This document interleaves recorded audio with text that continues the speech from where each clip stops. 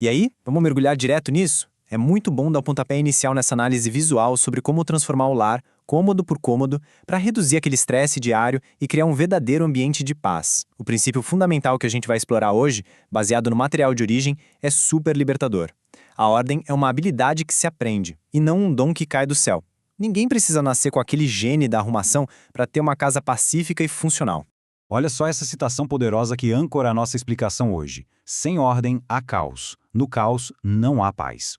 Faz muito sentido, né? A filosofia da autora mostra que um espaço desorganizado literalmente suga a nossa tranquilidade. Por outro lado, um lar bem estruturado diminui a agitação da família, permite que todo mundo encontre o que precisa na hora exata e, o mais importante de tudo, cria um espaço real para a gente descansar e recarregar as baterias. E para pavimentar esse caminho, o nosso roteiro passa por 6 etapas. A base da paz, regras e ferramentas gerais, o coração da casa, quartos e áreas pessoais, o desafio da lavanderia e, fechando com chave de ouro, excelência, não perfeição. Vamos abordar tudo com a mesma decência e ordem que o próprio texto defende. Começando pelo passo 1, a base da paz, a mentalidade da ordem. O material baseia esse método numa perspectiva fundamentada em fazer as coisas com decência e ordem. E aqui vai uma dose gigante de encorajamento para a gente. A própria autora admite que não tem uma personalidade naturalmente organizada. Ela é super extrovertida e espontânea. Então a conclusão é óbvia. Se alguém com uma natureza distante da organização conseguiu dominar essa estrutura, qualquer pessoa tem total capacidade de fazer o mesmo. Indo para a segunda etapa, as regras e ferramentas gerais. Com a mentalidade no lugar certo, a gente entra na regra de ouro do processo. Organizar um único cômodo de cada vez. E detalhe, focar em manter a ordem desse espaço por pelo menos uma semana antes de partir para o próximo alvo. Tentar abraçar o mundo e fazer tudo ao mesmo tempo só gera paralisia e frustração. O grande segredo da produtividade aqui é quebrar esses trabalhos imensos em blocos rápidos e super focados de 30 minutinhos. E para criar esse ritmo alucinante na hora de atacar a bagunça pesada, a técnica usa um sistema de triagem ultra rápido com só 3 recipientes. Funciona assim: uma caixa para doação, um saco para o lixo e um cesto portátil para os itens que vão ser guardados. Esse método de decisão jogo rápido corta pela raiz aquela mania de ficar filosofando por horas sobre um único objeto, limpando a desordem visual de um jeito incrivelmente eficaz. Para dar suporte a toda essa eficiência, o lema adotado é: contenha para organizar. A preparação é a metade da vitória, sem dúvida. A grande sacada tática é ter um kit de suprimentos e manter coisas como etiquetas, panos, bases giratórias e sacos de lixo todos juntos dentro de um cesto portátil durante o projeto. Poder carregar esse arsenal de um cômodo para o outro acaba com as interrupções e mantém a concentração lá no teto. Chegamos ao passo 3, o coração da casa. A partir de agora, o tour pelo interior começa de verdade. Primeiro a gente passa pela entrada, que o material classifica inteligentemente como centro de boas-vindas. Esse espaço precisa de ganchos e caixas baixinhas para que até as crianças consigam guardar os calçados e as mochilas. Logo na sequência, a gente cai direto no verdadeiro coração da casa, a cozinha. Inegavelmente o lugar de maior circulação da família. O ponto crucial para dominar a cozinha é apoiar a organização em 3 pilares. O primeiro é a funcionalidade. Os itens têm que ficar onde são usados. Panelas perto do fogão, temperos em ordem alfabética na gaveta e potes herméticos para evitar infestações. O segundo é a conveniência, que traz ideias geniais como usar cestos de metal deslizantes para o arroz e feijão para não ter que ficar cavando no fundo dos armários escuros. E o terceiro é o espaço. Táticas criativas como apoiar a tábua de cortar direto sobre a pia ou ter cestos para batatas expandem radicalmente a área útil de trabalho.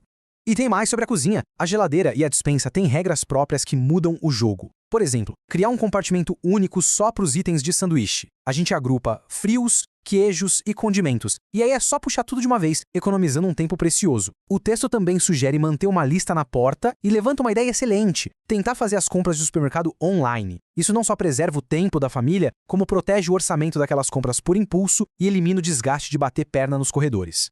Indo para o passo 4, quartos e áreas pessoais. Deixando o ambiente movimentado da cozinha para trás, a gente foca agora nos refúgios particulares. Começando pelo banheiro, que a fonte aponta com muita sinceridade como o cômodo rotineiramente mais difícil de manter impecável. Existem regras vitais de higiene para esse espaço. Cosméticos abertos há mais de um ano, lixo para evitar bactérias. Mas a estratégia de ouro absoluta é a regra do rodinho diário. É muito simples dedicar 1 minutinho para passar um rodinho de mão no vidro do chuveiro depois do banho. Isso reduz drasticamente aquele acúmulo pesado de minerais, limo e mofo. Faz a manutenção da limpeza virar quase um passeio no parque. Entrando nos dormitórios, a regra principal é que a organização precisa acompanhar a idade de quem dorme ali. Quartos de criança pedem estantes com caixas baixas para acomodar pecinhas tipo Lego e brinquedos fáceis de pegar. Para os adolescentes, o sistema foca em dar autonomia, usando caixas plásticas claras para que eles mesmos mantenham a ordem. Já no domínio dos adultos, ferramentas simples como divisórias de gaveta, um closet organizado por cor e uma simples bandeja para jogar as chaves e esvaziar os bolsos no fim do dia trazem uma imensa sensação de controle. E falando especificamente sobre os armários dos adultos, a gente chega num número não negociável. O número 1 ano. A instrução rigorosa para o descarte de roupas é eliminar qualquer peça que não tenha sido usada no último ano civil. Roupas com manchas antigas também devem ser removidas sem dó. Juntar essa faxina com o investimento em uma fileira de cabides padronizados vai fazer o ruído visual no quarto despencar na mesma hora. Passando para o passo 5, entramos no desafio da lavanderia. Uma área funcional que é temida por muita gente. O material joga uma luz completamente diferente nesse ambiente. Não é só o local do trabalho árduo, é na verdade uma zona de risco onde maus hábitos podem prejudicar o orçamento de casa silenciosamente. E aí vem essa questão provocativa. Por que afinal a lavanderia pesa tanto financeiramente? A justificativa é bem direta. Roupas são itens caros. Quando a gente usa métodos errados na hora de lavar, acaba destruindo peças de alto valor muito antes da hora. Então, botar ordem nesse espaço é proteger a renda da família na prática. A diferença de abordagem expõe logo os grandes culpados. Aquele péssimo hábito de jogar toalhas de banho pesadas na máquina junto com camisas mais finas. Isso destrói as fibras do tecido por causa do atrito. A abordagem estruturada sugere a pré-separação em cestos etiquetados. E hábitos super simples, como fechar todos os zíperes antes de bater a roupa, evitam rasgos microscópicos. E, claro, lavar as roupas vermelhas novas separadas para não tingir a carga toda. Para selar essas boas práticas, a fonte oferece uma tática maravilhosa: colocar um pequeno guia magnético grudado direto na lataria da máquina de lavar.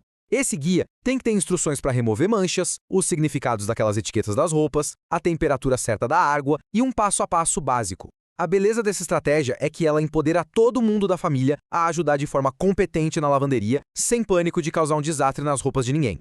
E chegamos à sexta e última etapa: excelência, não perfeição. Conforme o nosso tour pela casa vai chegando ao fim, a gente precisa voltar a falar de mentalidade. Construir a ordem é só metade do jogo. O verdadeiro objetivo é tornar isso sustentável a longo prazo, sem deixar que a busca pela organização crie ressentimentos, cobranças infinitas ou um cansaço absurdo. A chave do sucesso está inteiramente nessa diferença aqui. A perfeição cria padrões infalíveis e exaustivos. É irreal e faz a família se sentir sob ataque, agindo na defensiva. O alvo que a gente precisa abraçar é a excelência. Trata-se de melhorar o que é possível no momento, com paciência. A excelência incentiva a pedir a opinião da família sobre o que está funcionando e abrir mão da rigidez com muita graça constante. No cenário geral, a organização não é sobre ter estantes prontas para sair numa revista. É sobre o ambiente se tornar essencialmente um local de amor, graça e paz. O texto original fundamenta que existe um valor gigante na ordem harmoniosa e que a desordem deve ser confrontada não com aquele estresse ranzinza, mas com a alegria de estar construindo um lugar que recarrega de verdade as baterias de quem mora lá. Para a gente fechar essa explicação em alto nível, fica uma provocação para a reflexão. De que modo prático a atitude corajosa de organizar hoje um único cômodo, sem esperar a perfeição, vai transformar por completo a atmosfera emocional e a convivência sob o mesmo teto amanhã? A redução do caos traz a paz de volta ao lar. O conhecimento e as ferramentas a gente já tem em mãos. Basta escolher um cômodo, acertar o cronômetro para 30 minutinhos e deixar a revolução começar.